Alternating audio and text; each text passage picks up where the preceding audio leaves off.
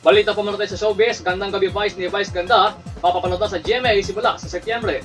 Papapanood na sa GMA Network ang talk show ni Vice Ganda na Gandang Gabi Vice sa Setyembre. Sino-sino ang kayang kapuso ang stars ang nais niyang maging bisita?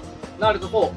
Ayon sa ulat ng 24 oras kagabi sa GMA News nito namang Huwebes, sinabing ang pagpapalabas sa GMA Network ng Gandang Gabi Vice ay ang panibagong collaboration ng GMA Network at ng ABS-CBN. Excited din si Vice na magkaroon ng mas malawak na audience at pagkakataong makapag-imbita ng mga kapuso star sa kanyang programa.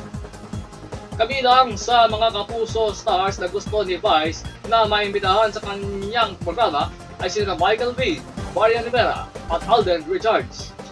Mapapanood na yan ang Gandang Gabi Vice sa GMA simula sa darating na Setyembre.